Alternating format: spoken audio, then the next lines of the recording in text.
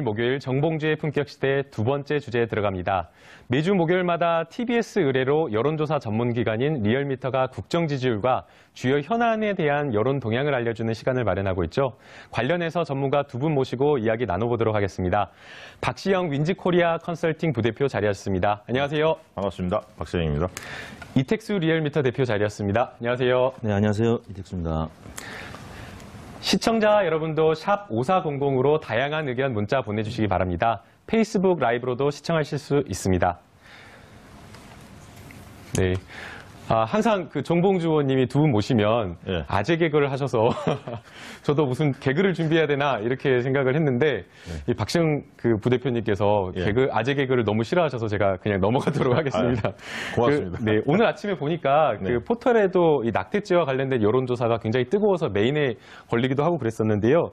TBS 의뢰로 리얼미터가 11월 1일 하루 동안 이제 떠오르고 있는 낙태죄 폐지와 관련된 여론조사를 한 것으로 알고 있는데 이 여론조사가 과거에 했던 여론조사와 좀 차이가 있어서 굉장히 주목을 받고 있는데 결과가 어떻게 되나요, 대표님? 네, 저희가 2010년에 조사를 했었고요. 이제 7년 만에 다시 TBS 의뢰로 조사를 했는데요. 이번 조사 결과는 7년 전 결과는 좀 상반되게 나타났습니다.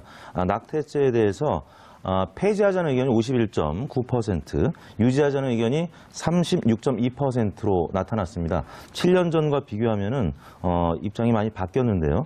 당시에는 낙태를 허용해서는 안 된다는 응답이 53.1%, 또 허용해야 한다는 응답이 33.6%로 지금과는 완전히 상반된 결과가 나타났었는데요. 그만큼 사회 여론이 좀 많이 바뀌었다라고 봐야 될 것 같고, 또 보도가 됐습니다만 그 헌법재판관들의 의견도 뭐 8명 중에 한 5명가량이 낙태죄 폐지에 찬성하는 것으로 보도가 됐기 때문에, 그리고 또 여성의 그 자기결정권이라고 하죠. 그 부분이 국내외적으로 계속 얘기가 나오고 있기 때문에 일반 국민 여론도 좀 변하지 않았나 싶습니다.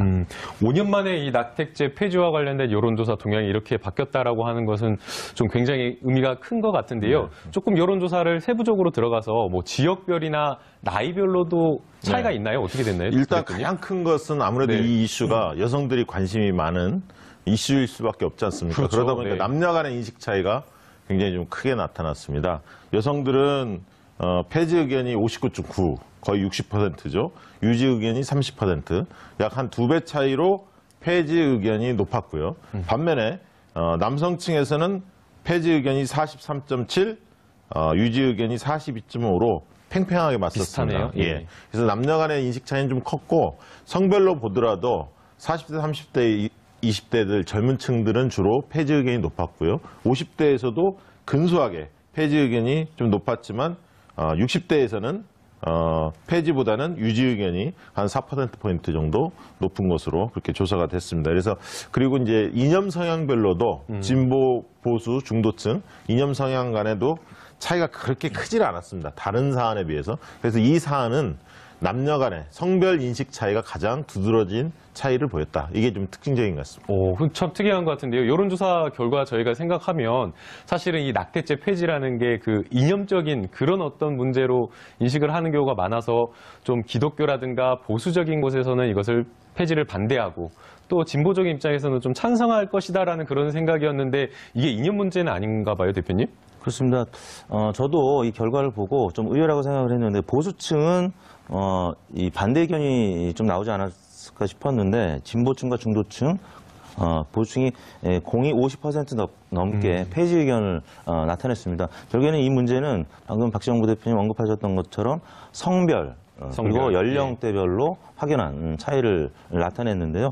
지금 그 낙태 그 형법을 보니까 이제 우리 변호사님 앞에서 제가 이제 번다에서 주름을 잡는데, 그 269조 1항에 이렇게 되어 있네요. 부녀가 약물 기타 방법으로 낙태한 때에는 1년 이하의 징역 또는 200만 원 이하의 벌금에 처하고, 또 의사 등의 낙태, 부동의 낙태가 기술되어 있는 270조를 보니까 의사, 한의사, 조산사, 약제사 또는 약종상이 부녀의 촉탁 또는 승낙을 받아서 낙태한 때는 2년 이하의 징역에 처한다. 그러니까 이 처벌이 가볍지는 않은 것 같습니다. 그래서 지금 그 최근에 이 사안으로 이제 처벌을 받게 된 당사자나 아니면 이 도운 의사를 처벌하도록 한 법이 이제 부합하는지 헌법재판소가 5년 만에 다시 이제 판결을 앞두고 있다고는 하는데 여론은 아무튼 7년 만에 완전히 상반된 모습으로 바뀌었고 그 헌법재판관들도 아까 말씀드렸지만 절반 이상이 아마 그러니까 5년 전에는 아마 4명 정도만 찬성을 해서 이제 과반을 못 넘어서 이게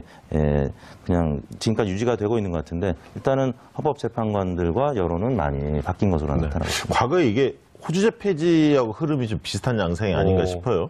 호주제 폐지가 우리가 되지 않았습니까? 그랬죠. 네. 그것도 이제 그 시기별로 보면 조금씩 인식이 이제 바뀌어 갔는데 이 낙태죄 같은 경우도 이제 그런 시기에 좀 오지 않았나 싶은데 이 미국 같은 경우는 아까 보시면 이제 공화당과 민주당이 늘 이 이슈를 가지고 선거 때마다 다툼이 있지 않습니까? 네. 그래서 주로 이제 기독교계의 지지를 받는 공화당 같은 경우는 낙태죄 반대죠. 그리고 그렇죠. 네. 그다음에 이제 민주당 같은 경우 좀 허용하는 입장이었고요. 이제 미국은 대개는 이런 어떤 낙태 문제나 동성결혼 이런 어떤 도덕적 이슈가 주로 선거 이슈로 부상이 됩니다. 네. 그러니까 뭐 의료보험 개혁이라든가 이민 정책이라든가 아니면 총기 소유라든가 무역 정책 뭐 이런 어떤 정책적 이슈 못지않게 이런 도덕적 이슈가 굉장히 큰 선거의 이슈가 되는데 과거에 이제 우리나라에서는 선거 때 이런 이슈가 크게 불거지지 않다가 네. 지난 대선 때 좀 불거졌습니다. 홍준표 후보가 문재인 후보에게 군대 내 동성애 허용할 거냐 말 거냐 이걸 좀 물었거든요. 한번 크게 논란이 있었죠. 그렇죠. 네. 좀 논란이 벌어졌고 또 그 박원순 시장이 그 3년 동안 동성애 축제를 그 서울관광에 승인한 문제를 관련해서 또 논쟁이 또 유사하게 이런 동성애 문제까지 이런 도덕적 이슈가 최근에 좀 불거진 양상이 좀 있습니다. 그래서 다음 지방선거나 이후의 선거의 과정에서는 우리도 이런 낙태 문제라든가 동성애 문제 이런 문제들이 선거 쟁점으로 떠오를 가능성도 배제할 수 없는 상황인 것 같습니다. 그런데 하나 궁금한 것이 대표님 이제 설명을 들어보니까 뭐 나이나 뭐 지역별 이런 편차는 없었고 결국 뭐 이념적인 것도 없었고 결국은 성별에 두드러진 어떤 차이가 있었다고 했는데 사실 이 낙태 문제를 여성의 문제라고만 보기에는 어렵고 남성도 결국에는 함께 책임질 문제인데 왜 이렇게 남성과 여성 간의 이 폐지와 반대 이 여론조사 차이가 이렇게 발생한 걸까요? 뭐 여성이 아무래도 이제 그 당사자이기 때문에 그런 것 같고요. 뭐 그런 문제 언급하셨기 때문에 오늘 저도 뉴스에 댓글을 보니까 네. 만약에 이게 허용이 된다라고 하면 낙태죄가 이제 폐지가 돼서 낙태가 허용이 된다라고 하면 그 병원에서 진료받을 때 이 친부가 누구인지도 기록 남겨야 된다 이런 댓글들도 있더라고요. 남성들도 이제 같이 책임감을 느껴야 된다는 얘기고요.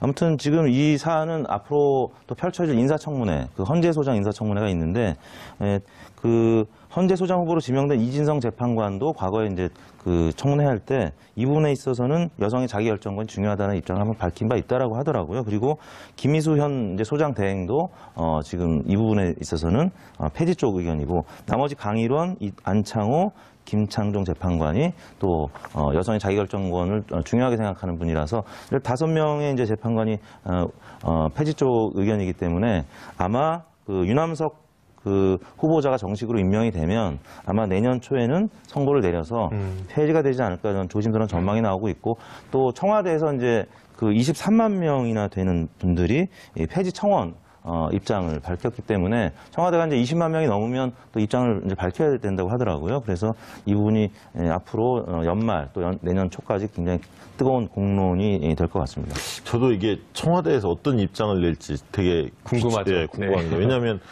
아까 우리 이택수 대표님께서 말씀하셨듯이 헌재에서 이걸 다룰 가능성이 좀 높아 보이는데 그 앞서서 정부가 하나의 입장을 정리하기가 만만치 않거든요. 네. 공론조사를 붙일 수도 있겠지만 그래서 아마 상당히 이렇게 어떤 입장을 정리할지 저희도 관심거리고 곤혹스럽지 않을까 그렇게 생각도 좀 듭니다. 예, 사실 이제 헌법재판소에서 위헌 소송을 할 때에 정부 기관과 관련된 내용이면 정부에서 관련 부처의 의견을 다 받도록 되어 있습니다. 그래서 심리를 할 때 판결문에도 법무부의 의견은 이렇다라는 주장들을 쭉 정리하게 되어 있는데요. 사실 이 문제는 어떻게 보면 그 정부의 어떤 입장과는 또 직접적으로 관련은 없는데 청원이 지금 이렇게 청와대에 들어와 있는 상황이어서 아마 청와대에서도 답변을 내줄 수밖에 없을 것으로 생각이 되는데요. 그 후보 시절에 문재인 당시 대통령의 후보였던 그 말을 보게 되면 아직은 다양한 입장이 있어서 많은 논의를 통해 합의를 도달하는 과정이 필요하다라고 하면서 굉장히 좀 신중한 입장을 보이셨어요. 네. 이 부분에 대해서 청와대에서 어떤 입장이 나올까요? 이게 지금 그동안에 이번에 그 원전 관련해서 공론조사 할 때도 갈등 이슈들 그리고 수기 과정이 좀 필요한 이슈들에 대해서는 충분한 수기 과정을 통해서 정부 입장을 결정을 하겠다. 이런 것들이 새 정부의 어떤 철학이기 때문에 그렇죠. 네. 제가 볼 때는 공론조사 배제할 수는 없다고 봅니다. 왜냐하면 이 이슈들이 사실은 각자 주장이 사실 팽팽하거든요.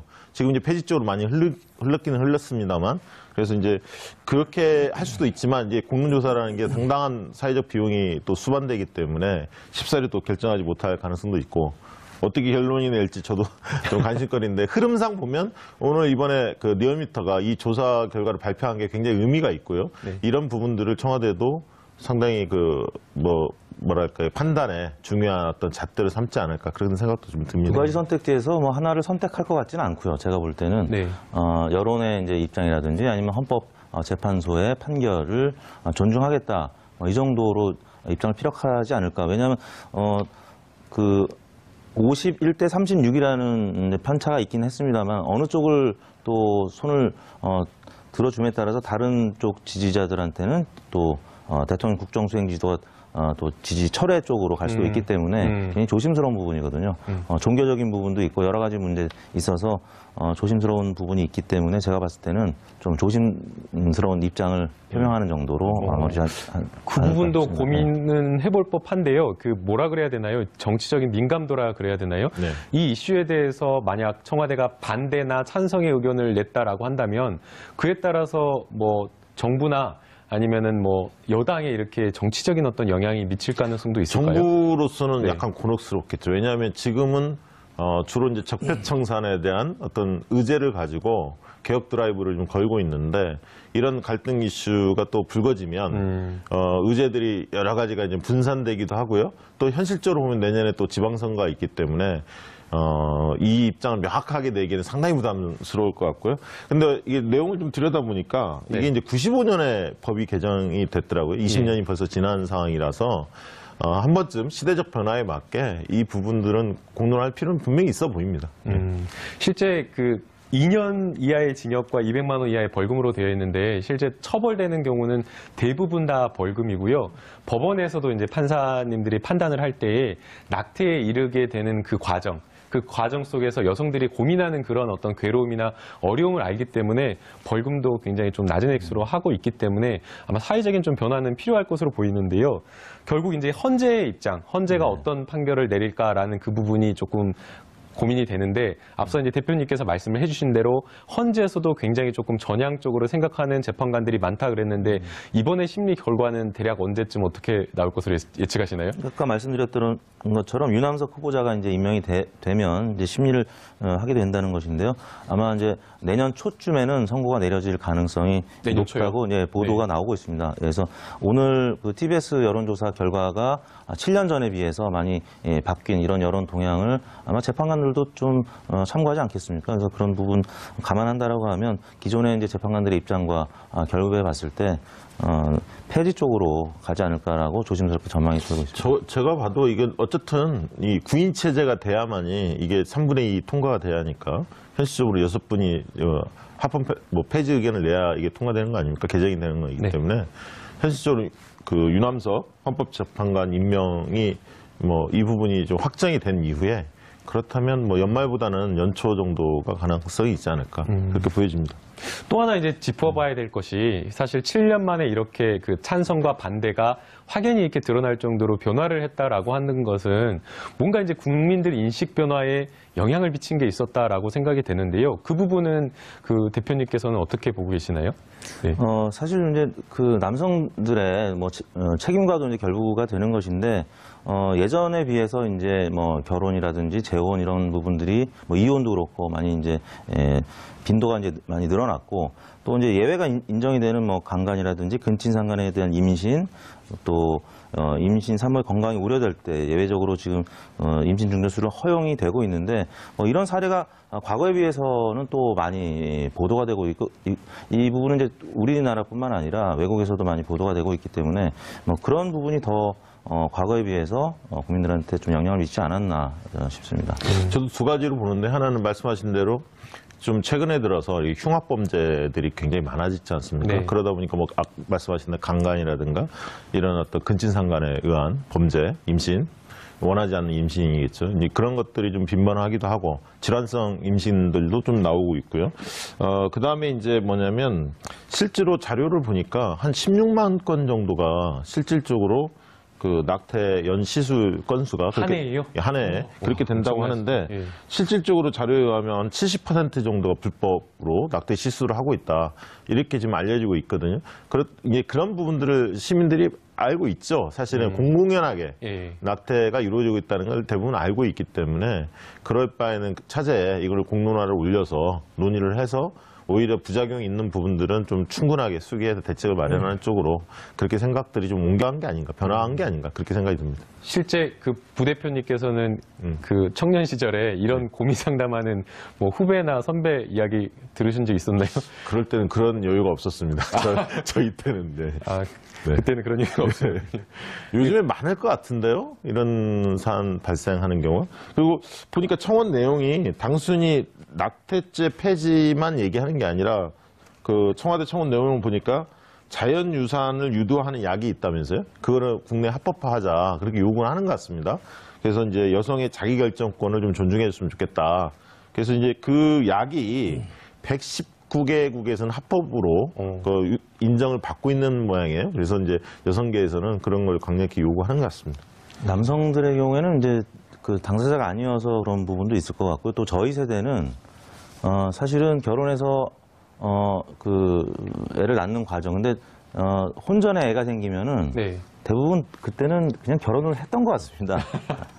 그걸 핑계로 이제 또 결혼을 했던 친구들도 있었지만 요즘에도 이제 네. 약간 그런 경향도 좀 있지 않나요? 아, 요즘에는 그런 경향이 없는 것 같습니다. 없어요? 제가 언뜻 제가 제 기억을 더듬어 보니까요. 제가 대학교 막 입학했을 때 2000년대 그때가 막 변화의 시기가 아니었던가 생각이 들어요. 그래서 혼전 순결 서약식을 해가지고 저도 혼전 순결 선서를 했던 기억이 나는데 그래서 그 전에는 혼전 순결을 좀 지켜야 된다라는 그런 사회적인 좀 분위기가 있었던 것 같고 조금 이제 2000년대 후반으로 이렇게 중반 후반을 거치면서 좀 자유스럽게 연애를 한다라는 그런 어떤 분위기 속에서 사회적인 어떤 인식의 변화가 좀 생기지 않았나라는 좀 그런 생각이 변호사님 지금 듭니다. 미혼이시죠? 네, 미혼입니다. 서약을 잘 지키고 계시나요?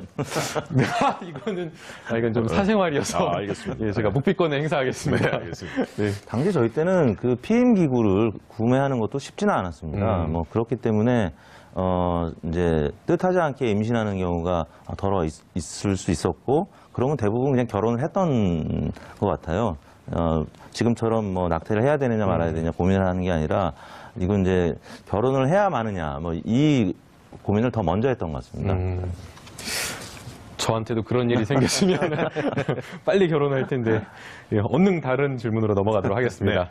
예, 또 문재인 대통령에 대한 국정 지지도가 궁금한데요. 조금 변화가 있었다고요, 대표님? 네, 그렇습니다. 문재인 대통령 지지율이 최근 들어서 좀 보합세를 보이다가 오늘 발표된 TBS 여론조사 결과를 보면 2.2%포인트 상승한 69.4%를 기록했습니다. 부정평가는 1.6%포인트 하락을 했고요. 한중 관계 회복이 큰 영향을 미친 것 같고 또 어제 있었던 국회 시정연설이 여론의 주목을 받으면서 특히 어제 일간으로는 71.7%까지 올랐습니다. 이 수치는 9월 그 4일 이후에 2개월 만에 저희 리얼미터 조사에서는 2개월 만에 일간 지표가 70%대로 올라선 것이고요. 지금 보시는 그래프는 주중 집계, 월, 화, 수 3일간 집계한 것인데 최근 그래프 보시는 것처럼 그냥 평행선을 그리는 것처럼 보합세를 보이다가 오늘 발표된 TBS 조사 결과는 2%포인트가량 오른 69.4%를 기록했고요. 또 이제 야당 특히 이제 한국당 쪽에서 여러 가지 악재들이 전해져 왔고 또 안봉근 이재만 두 전 비서관들의 국정원 자금을 수수했던 내용. 뭐 오늘 또 보도가 됐습니다만 이재만 전 비서관은 이제 박근혜 대통령의 지시로 그렇게 했다는 보도도 나왔는데요. 아무튼 이런 부분들이 또 다른 이제 적폐가 부각이 되면서 이 적폐를 아무튼 청산해 주기를 원하는 그런 기대하는 유권자들의 의견이 반영이 되면서 2.2%포인트 올랐고요. 아마 내일 모레 발표될 내일 발표되겠군요. 네. 한국갤럽 조사도 저희 조사가 이렇게 오르면 보통 이제 같이 트렌드가 따라오는, 비슷하기 네. 때문에 네. 지난주 발표된 게 아마 갤럽이 73%였던가요? 네. 꽤 높았는데 조금 더 오를 가능성도 엿보이고 어제 아무튼 국회 시정연설하면서 한국당 의원들하고 악수하는 모습도 이제 보였는데 굉장히 국내 정치에서는 보기 어려운 어떻게 보면 따뜻한 장면이었습니다. 그래서 그런 장면들도 적어도 이제 보수층은 모르겠는데 중도층이 다시 이탈했던 지층이 잘 복원이 되는 그런 지표가 나온 것 같습니다. 예. 부대표님 그 네. 2.2%가 올랐다라고 지금 이야기를 해주셨는데 네.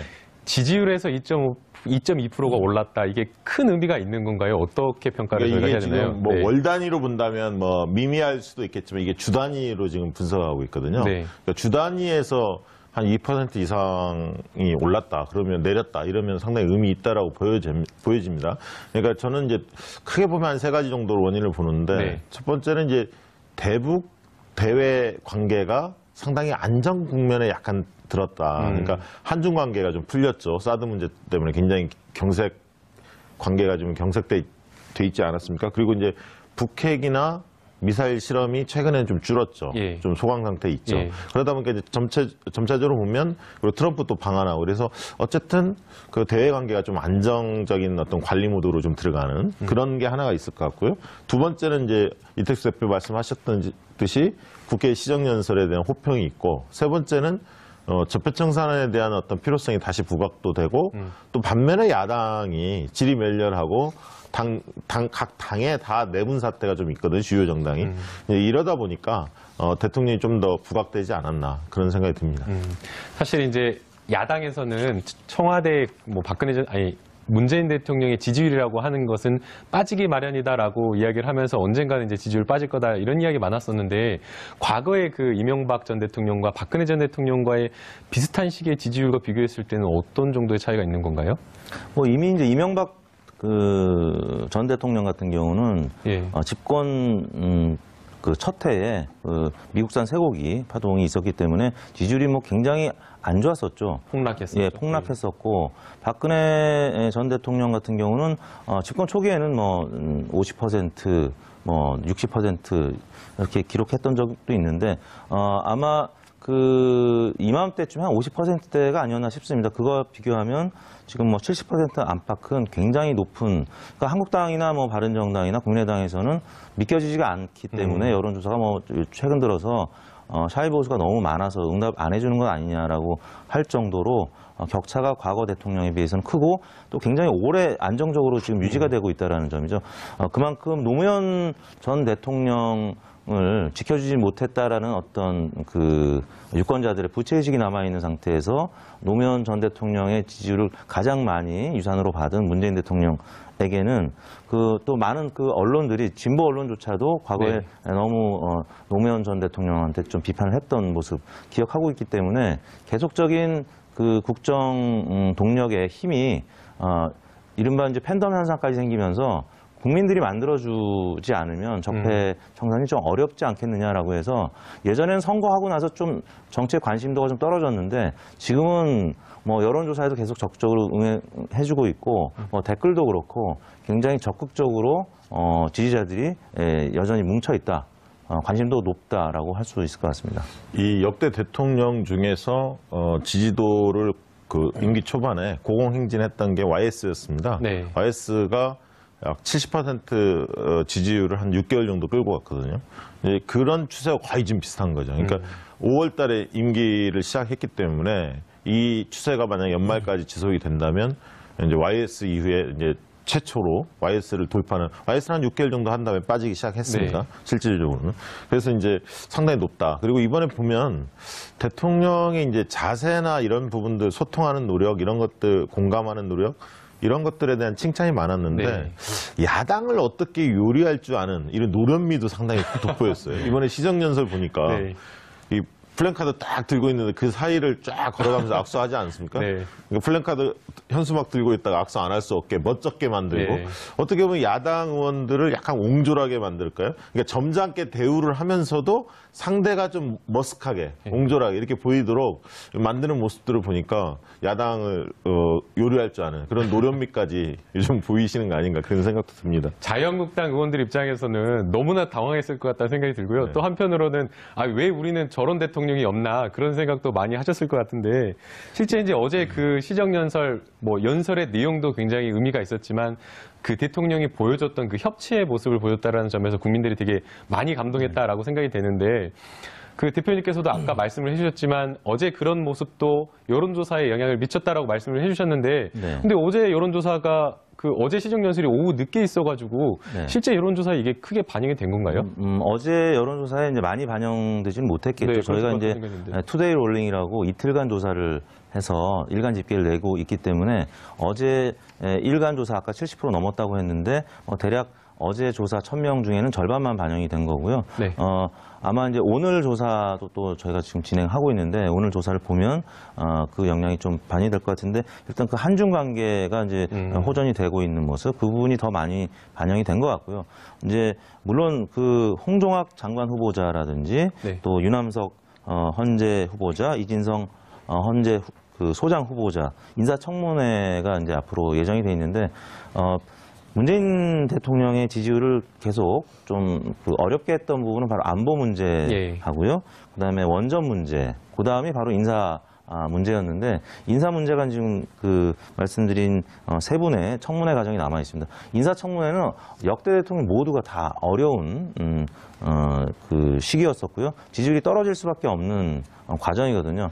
얼마나 그 지지율을 이제 낙폭을 줄이느냐의 문제인데 아무튼 지금 고공행진을 하고 있는 그 상황에서 한중 관계가 계속 잘 풀리고 또 한미 정상회담이라든지 한중 정상회담이 진행이 되고 그런 과정에서 호재가 있는 반면에 이런 인사청문회 악재가 있어서 그게 어느 정도 상쇄가 될지 그 부분에 따라서 60% 후반을 지켜낼 수 있을지가 좌우될 것 같습니다. 그래서 궁금한 그 지점에 궁금한 점이 있는데요. 그 여론조사 지지율이 이렇게 잘 나온다라고 하는 것은 야당에서 지적하는 이게 정치보복이다, 적폐청산에 대해서 정치보복이다라는 이야기라든가 아니면 홍종학 후보자에 대한 여러 가지 인사와 관련된 문제에 대해서 야당이 지적하는 것들이 문재인 대통령 지지율에 영향을 미치지 못한 것이 아니냐라는 이런 생각이 드는데 그 부분 부정적인 요인은 어떻게 되는 건가요? 호재 악재들이 늘 같이 막 터집니다, 사실은. 네네. 근데 이제 국민들이 볼 때는 신뢰할 수 있는 세력이냐 이런 것들 또 따져봅니다. 그러니까 이제 홍종학 사건 같은 경우는 약간 이제 정부의 입장에서 볼 때, 대통령 입장에서 볼 때는 청문회를 잘 통과해야 하는데 지금 만만치 않거든요, 상황이. 네. 그래서 만약 이게 낙마했을 때 상당한 데미지가 있을 수 있습니다. 이런 악재 요인은 있는데 또 호재 요인이 이 박근혜 정부의 그 국정원 이 불법 자금, 상납 사건, 네. 특수활동비죠. 그 부분에 대해서 대통령이 직접 지시했다, 이런 뉴스들이 계속 나오고요. 그래서 또 MB의 다스 문제라든가 실소유자 이런 문제들이 계속 부각되기 때문에 당분간 저는 지지도는 꺾이지 않을 것 같은데 우리 국민들이 볼 때는 이런 걸 봅니다. 그러니까 정치적으로 좀 안정되고 있느냐를 또 중요시하는데 지난주에 국감을 거부하지 않았습니까? 한국당이. 네, 그렇죠. 그러다 이번에 복귀를 했죠. 근데 복귀 안 할 수 없었던 게 뭐냐면 복귀한 것도 저는 어떻게 보면 지지도 상승에 영향을 끼쳤다고 봅니다. 좀 안정적인 느낌이 들거든요. 홍준표 대표도 참석을 하고 왜 복귀했냐 한국당이. 7월 8일 날 트럼프 방안이 예정돼 있습니다. 트럼프 방안 때 당연히 국회에 들어갈 수밖에 없지 않습니까? 네. 야당 입장에서는. 네. 특히 보수당 입장에서는 당연히 들어가야 하는데. 그런데 7월 1일 날 대통령 시정연설이 예정돼 있는데 그때 안 들어가고 만약에 계속 국감 거부해서 본회의 안 들어가고 7월 8일 날 들어오면 외국 대통령, 미국 대통령 올 때는 들어오고 정작 우리나라 대통령 올 때는 안 들어갔다. 더 비난이 쏟아지죠. 그래서 궁예지책으로 사실은 들어간 측면도 있습니다. 그래서 아무튼 이런 것들이 국민들이 볼 때는 어쨌든 좀 이렇게 안정적인 국정 운영의 어떤 모습으로 좀 보여질 수가 있기 때문에 상승 원인이 있지 않았나. 네, 그렇게 그러면 싶습니다. 거꾸로 이 후보자의 인사청문회 문제라든가 이런 것들이 대통령 지지율에 영향을 또 미치기도 하겠지만 거꾸로 문재인 대통령의 이 높은 지지율이 헌법재판소 소장에 대한 인사청문회라든지 아니면 홍종학 후보자에 대한 그 인사청문회에 또 반대로 영향을 미칠 가능성도 있을까요? 대통령 지지율이 네. 청문회 과정이에요. 네. 지금 그 대통령 지지율이 높기 때문에 그 뭐 개별 후보자들에 대한 여론조사가 또 나올 수 있는데 만약에 홍정학 의원 같은 경우에 홍정학 그 후보자의 경우에 만약에 반대 여론이 조금 높다고 해도 문재인 대통령 지지율이 지금처럼 굉장히 높게 되면 그 강력하게 그냥 임명하는 쪽으로 밀어붙일 수도 있겠죠. 근데 지지율이 만약에 낮다라고 하면 이로 인해서 더 떨어질 수 있기 때문에 인사 강행은 좀 어렵죠. 근데 아무튼 뭐 그럼에도 불구하고 인사 문제는 지지율에 있어서 안보나 이런 원전 문제보다도 더 안 좋은 영향을 미쳤던 것이 사실입니다. 이번 정부 초기에도 그랬었고 네. 과거 정부도 모두 그랬기 때문에 그래서 만약에 반대 여론이 특히 이제 지지층에서도 높게 되면은 그거는 이제 문재인 대통령 입장에서는 심각하게 고려하지 않을 수 없는 문제이기 때문에 네. 이 대통령이 제가- 하나만 네. 말씀드리면 홍정학 그 장관 내정자 관련해서 대통령이나 정부의 입장에서는 상당히 곤혹스러울 겁니다. 왜냐하면 이게 중소벤처기업부의 지금 장관 한 자리만 지금 계속 몇 개월 동안 끌고 있지 않습니까? 뭔가 마무리를 매듭을 제하는데 지금 홍정학 내정자의 이 의혹 제기들이 몇 가지가 쏟아지죠. 네. 특히 이제 과거에 굉장히 개혁적인 목소리를 많이 냈던 시민사회 때나 의원 시절에 그런 목소리가 있기 때문에 약간 표리부동한 거 아니냐 이런 일각의 지적도 있고요. 그렇지만 그럼에도 불구하고 대통령 입장에서는 이걸 임명 강행을 하지 않을 수 없는 그런 또 환경 또한 있는 것 같습니다. 네. 그러다 보니까 만약에 결정했을 때 아까 있던 국민 여론이 어떨지 그건 좀 지켜봐야 할 것 같습니다. 네, 제가 너무 문재인 대통령 지지도만 가지고 이야기를 했는데요. 야당 쪽 이야기를 좀 해봐야 될 것 같습니다. 자유한국당이 사실 제1여당이고 지금 현재 내부 친박 정리 문제로 굉장히 복잡한 상황인데요. 자유한국당의 여론 지지도가 조금 변화한 것으로 보이는데 어떤 이유 때문에 좀 어떻게 변화를 한 건가요, 대표님? 이번 예. 주 1.4%포인트 빠진 17.5%를 기록했는데요. 일간으로 보면 어제 15.3%까지 빠졌습니다. 많이 빠진 거네요. 이거는 네. 이제 9월 4일 이후에 2개월 만에 가장 최저치로 떨어진 것인데 역시 이제 친박 출당을 둘러싼 당내 갈등 증폭 이 사실이 가장 큰 영향을 미쳤고 두 번째는 국정원 특수활동비 청와대 상납 의혹 이재만, 안봉근 두 전 비서관이 결국 체포돼서 이제 영장까지 청구가 되는 모습. 근데 박근혜 전 대통령한테까지 이게 상납이 됐다라고 하면 이건 정말 더 큰 문제거든요. 문제죠. 네. 이러면은 이제 자유한국당은 그 친박 그 의원들 출당시키지 않을 수 없는 상황까지 돼버리는데 아무튼 서청원 의원이나 뭐 최경환 의원은 계속 반발을 하고 있고 지금 최고위원회의가 이제 예정돼 있습니다만 여기서 또 어떤 사태가 터지고 홍준표 대표에 대한 또 여러 가지 안 좋은 그 뭐 녹취 자료라든지 뭐 이런 것들이 터져 나오게 되면은 한국당은 더 지지율이 빠질 가능성이 있습니다. 근데 이 이탈한 지지율이 또 바른정당으로 가는 것도 아닙니다. 바른정당 지지율이 이번 주 4.4%로 0.3%포인트 빠지긴 했습니다만 아무튼 최저치를 지금 계속 기록하고 있거든요.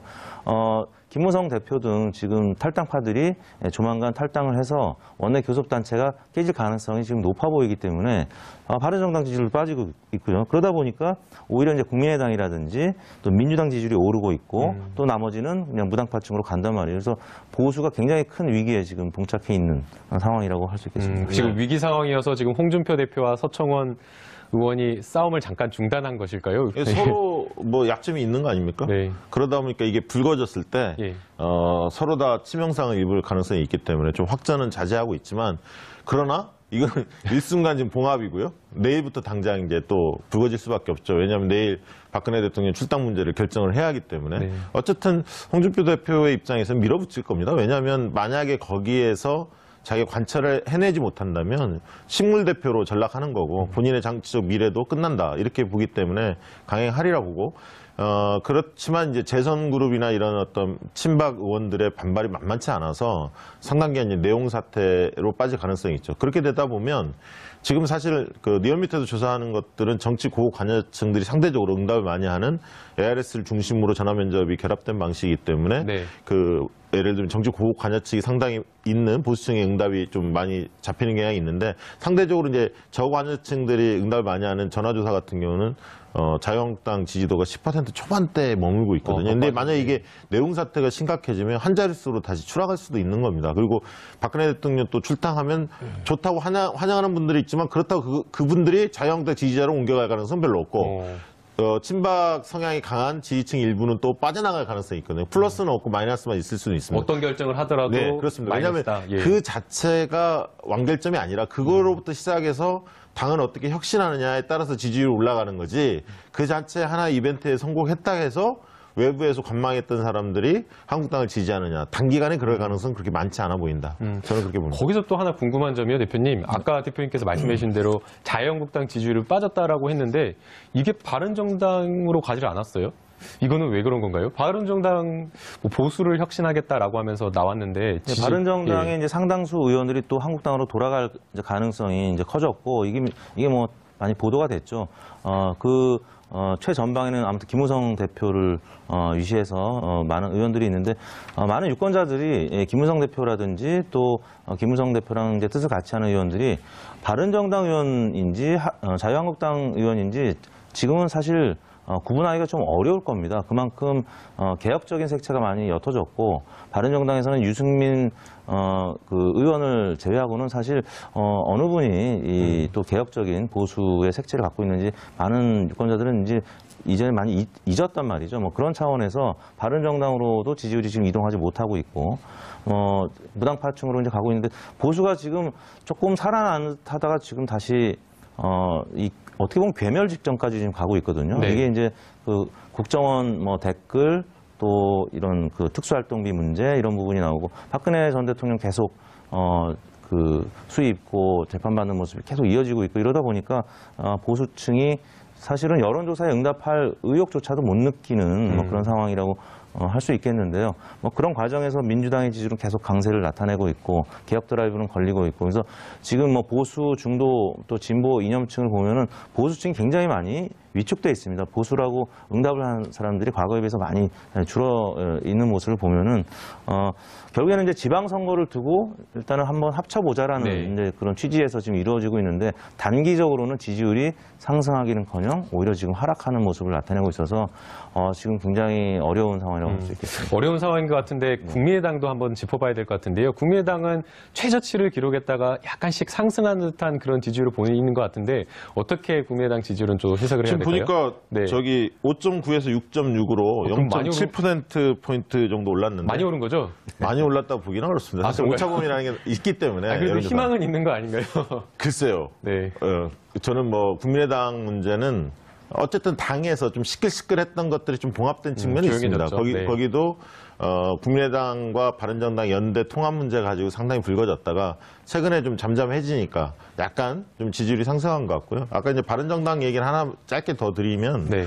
의원수가 얼마 안 되기 때문에 똘똘 뭉쳐서 당을 혁신하면서 사실은 자유한국당과 어떻게 다른지, 국민의당과 어떻게 다른지에 대한 차별화를 명확히 하고 포지셔닝을 잘 정했어야 합니다. 새 정부 들어온 이후로. 그러나 많은 어떤 정책 의결이라든가 입장 표명을 할 때 자유한국당은 별로 차별성도 없었고 당내는 늘 시끄럽고 사분오열돼 있기 때문에 국민들이 바른정당 유승민 의원을 좀 좋아하는 분들도 상당히 많지만 흔쾌하게 바른정당 지지를 할 수 없는 그런 어떤 국면을 내몰렸다고 보거든요. 그렇기 때문에 상당 기간 바른정당이 지지율을 끌어올리는 데는 어려울 거다 그렇게 보고 있습니다. 대표님께 짧게 이 질문 하나 드리고 싶은데요. 지금 현재 이 사당의 지지율이 그대로 뭐 지방선거까지 갈까요? 한 20초, 30초 정도로 짧게 말씀해 주실 것 같습니다.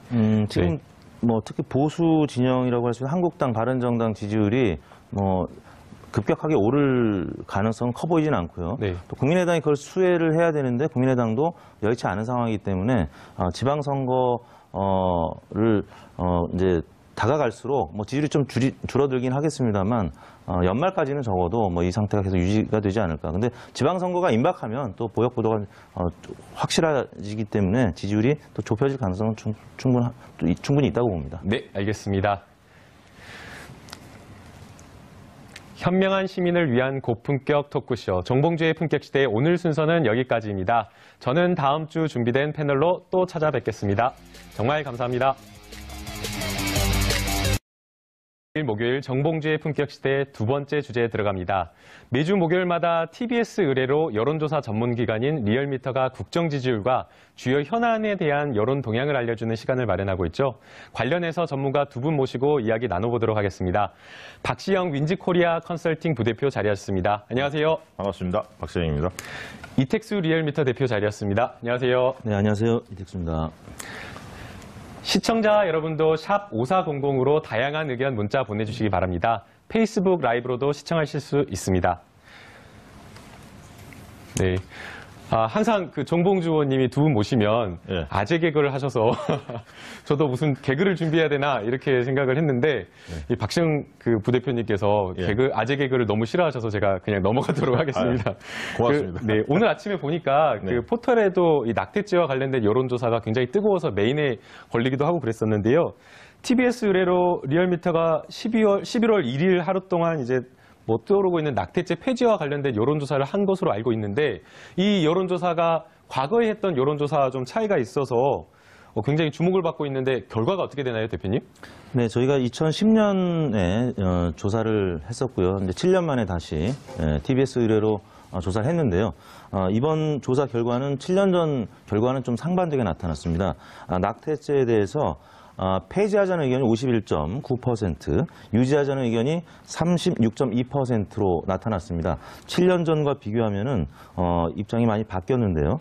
당시에는 낙태를 허용해서는 안 된다는 응답이 53.1%, 또 허용해야 한다는 응답이 33.6%로 지금과는 완전히 상반된 결과가 나타났었는데요. 그만큼 사회 여론이 좀 많이 바뀌었다라고 봐야 될 것 같고, 또 보도가 됐습니다만 그 헌법재판관들의 의견도 뭐 네. 8명 중 한 5명가량이 낙태죄 폐지에 찬성하는 것으로 보도가 됐기 때문에, 그리고 또 여성의 그 자기결정권이라고 하죠. 그 부분이 뭐 국내외적으로 계속 얘기가 나오고 있기 때문에 일반 국민 여론도 좀 변하지 않았나 싶습니다.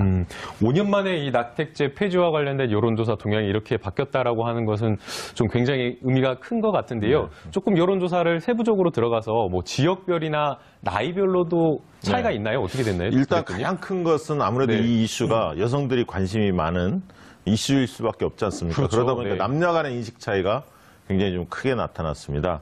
여성들은 그냥 지금까지 유지가 되고 있는 것 같은데, 일단은 헌법재판관들과 여론은 많이 바뀐 것으로 나타나고 있습니다. 과거에 이게 호주제 폐지하고 흐름이 좀 비슷한 양상이 아닌가 싶어요.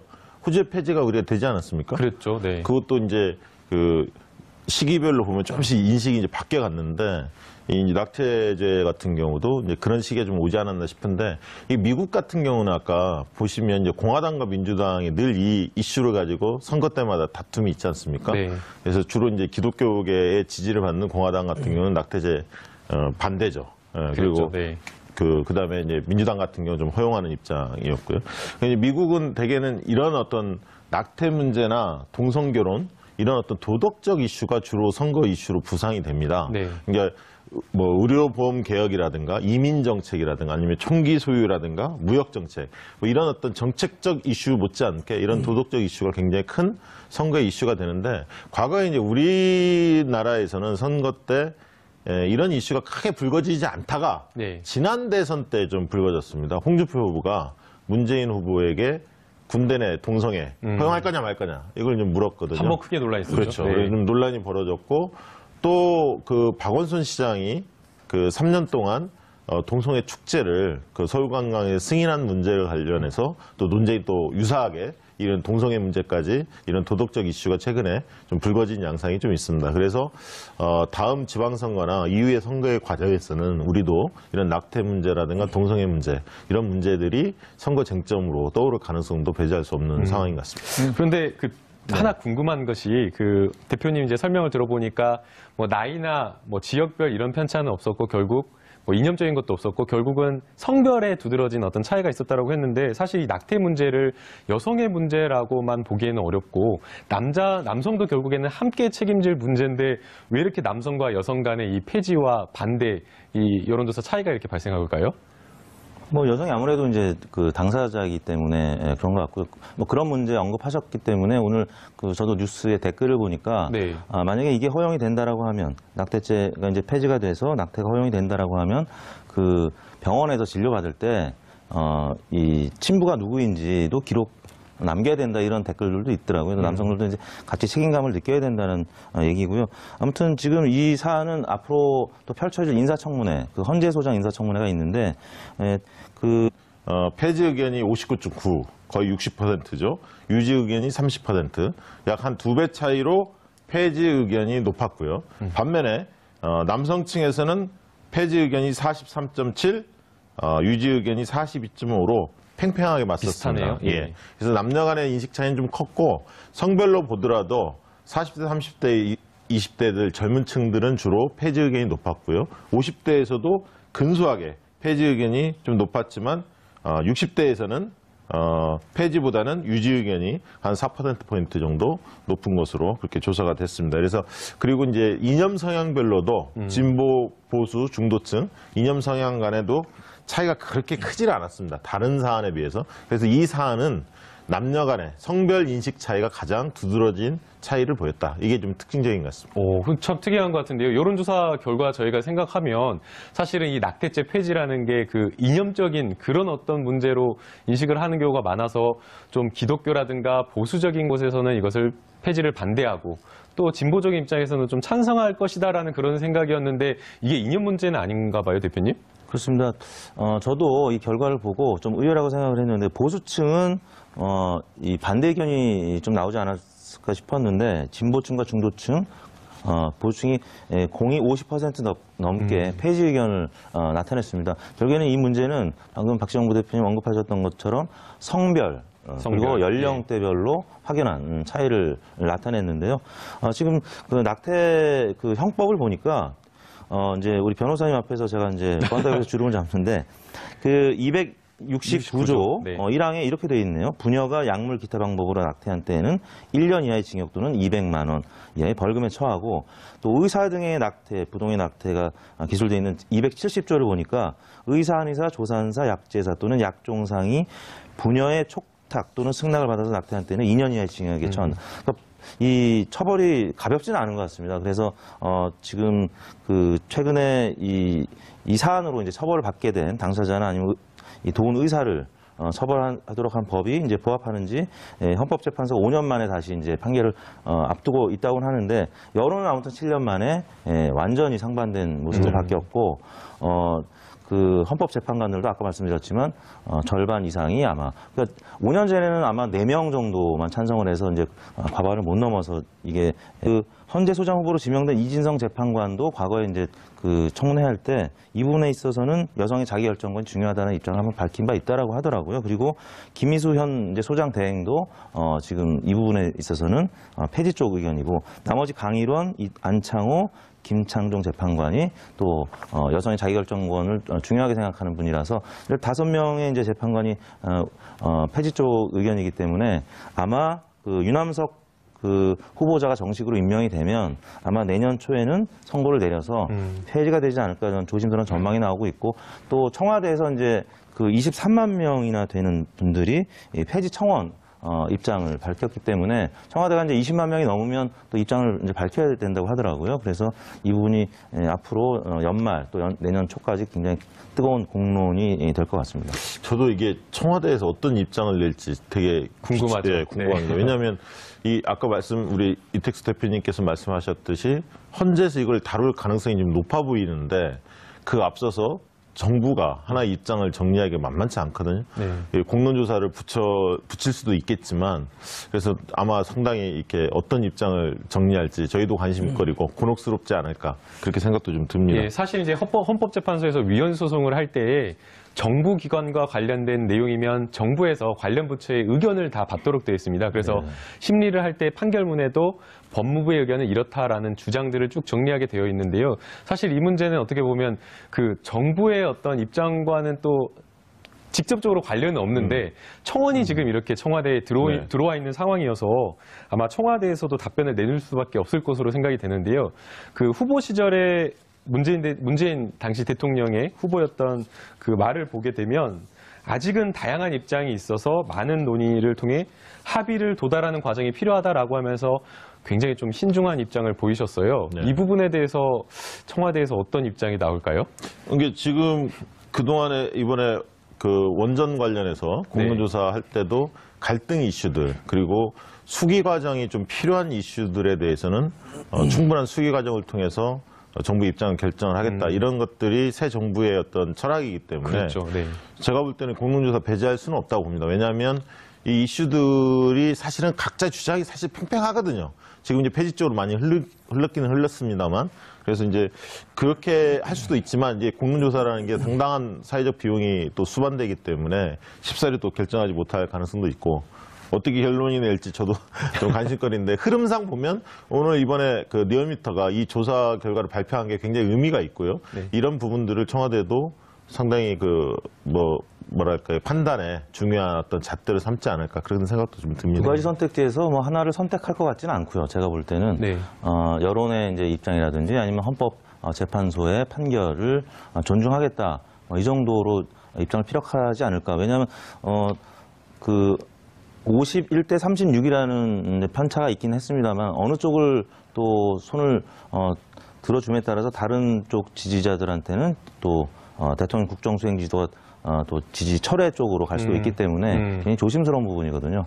종교적인 부분도 있고 여러 가지 문제 있어서 조심스러운 부분이 있기 때문에 제가 봤을 때는 좀 조심스러운 입장을 표명하는 정도로 마무리하지 그 부분도 고민은 해볼 법한데요. 그 뭐라 그래야 되나요? 정치적인 민감도라 그래야 되나요? 네. 이 이슈에 대해서 만약 청와대가 반대나 찬성의 의견을 냈다라고 한다면 그에 따라서 뭐 정부나 아니면은 뭐 여당에 이렇게 정치적인 어떤 영향이 미칠 가능성도 있을까요? 정부로서는 네. 약간 곤혹스럽겠죠. 왜냐하면 지금은 주로 이제 적폐청산에 대한 어떤 의제를 가지고 개혁 드라이브를 좀 걸고 있는데 이런 갈등 이슈가 또 불거지면 의제들이 여러 가지가 이제 분산되기도 하고요. 또 현실적으로 보면 내년에 또 지방선거가 있기 때문에 이 입장을 명확하게 내기는 상당히 부담스러울 것 같고요.